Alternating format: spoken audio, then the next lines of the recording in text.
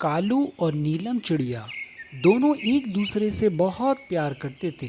दोनों अलग अलग धर्म के थे, इसलिए दोनों के घर वाले उनकी शादी के लिए राज़ी नहीं हो रहे थे। इसलिए दोनों ने भागकर शादी कर ली और शहर से दूर एक छोटे से गांव में अपना बसेरा बसा दिया और बहुत खुशी खुशी रहने लगे। कालू पोस्ट ऑफिस में नौकरी करने लगा। वो घर घर चिट्ठियाँ पहुँचाने का काम करता था। एक दिन वो चिट्ठी लेके भोंदू मुर्गे के घर पे आया। भोंदू ने चिट्ठी ली और बोला, अरे कालू भाई, तुम यहाँ क्या कर रहे हो? तुम जल्दी से अपने घर जाओ। तुम्हारी बीवी को एक बेटा हुआ है। मेरी मुर्गी माँ ने मुझको फोन करके बताया था, इसलिए मैं तुम्हें बता रहा हूँ। कालू ने भोंदू का धन्यवाद किया और फौरन वहां से अपने घर को आ गया। डॉक्टर मुर्गी ने कालू को कहा, बधाई हो कालू, तुमको बेटा हुआ है। अपनी बीवी और बेटे का बहुत ध्यान रखना। धन्यवाद डॉक्टर, आपका बहुत बहुत धन्यवाद। कालू ने शहर से दूर एक बड़ा घर ले लिया और अपने बेटे का नाम गोरू रखा। वो बहुत गोरा था। गोरू बहुत नटखट रहता और शरारत करता रहता था। एक दिन की बात है, कालू और नीलम दोनों आपस में बातें कर रहे थे। वो इतना ज़्यादा बातों में व्यस्त हो गए कि गोरू खेलते खेलते खिड़की से बाहर चला गया और उनको पता ही नहीं चला। गोरू अभी उड़ना सीख रहा था। वो धीरे धीरे करके उड़ने लगा था। कभी वो नीचे गिरता, कभी वो ऊपर जाता। ऐसे करते करते वो अपने घर से बहुत दूर निकल आया। गोरू पहली बार घर से इतनी दूर आया था।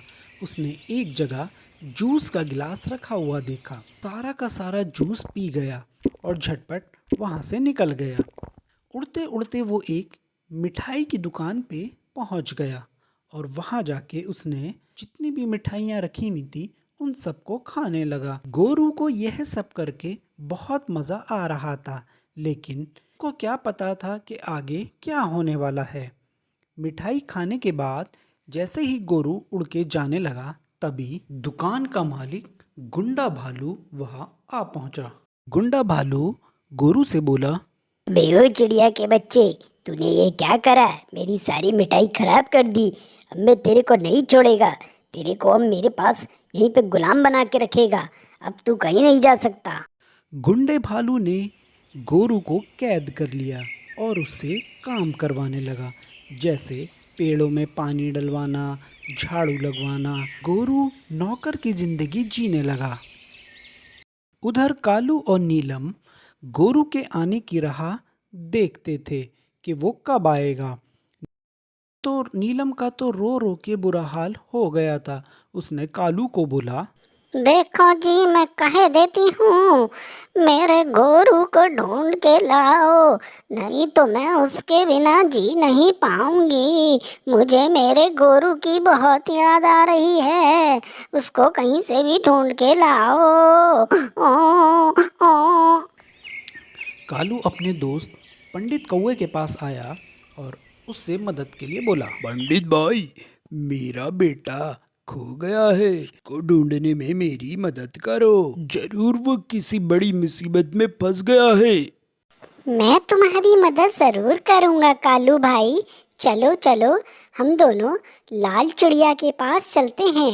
वो बता पाएगी कि तुम्हारा बेटा कहाँ है।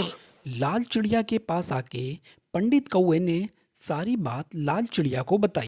लाल चिड़िया, हमारी मदद करो। मेरे दोस्त का बेटा खो गया है। तुम अपनी लाल शक्तियों से पता करके बताओ, वो किसी मुसीबत में तो नहीं है। लाल चिड़िया थोड़ी देर आंखें बंद करने के बाद बोली, वो पशु जंगल में एक भालू की कैद में है, जाकर उसको बचाओ।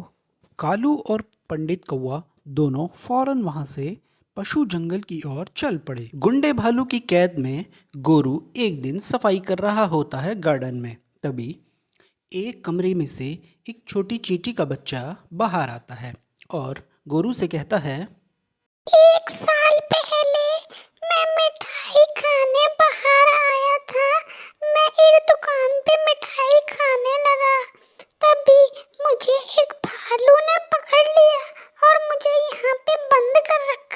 गोरू और चींटी के बच्चे की एक जैसी कहानी होने की वजह से दोनों अच्छे दोस्त बन गए और साथ में ही रहने लगे। एक दिन दोनों गार्डन में सफाई कर रहे थे, तभी वहाँ पर कालू और पंडित कौवा आ पहुँचे। गोरू अपने बाप कालू को देखकर बहुत खुश हुआ और रो रो कर उसको सारी कहानी बता दी और चींटी के बच्चे के बारे में भी बताया। तभी पंडित कौवा बोला, मित्र, हमें यहाँ से फौरन निकल जाना चाहिए, गुंडे भालू के आने से पहले।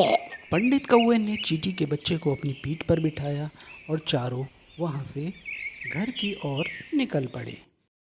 गोरू ने अपने माँ बाप से वादा करा कि अब वो कभी भी अकेले इस तरीके से बाहर नहीं जाएगा और फिर तीनों खुशी खुशी रहने लगे। उधर पंडित कौवा और उसकी बीवी के कोई औलाद नहीं होने की वजह से उन्होंने चींटी के बच्चे को गोद ले लिया और उसको पालने पोसने लगे।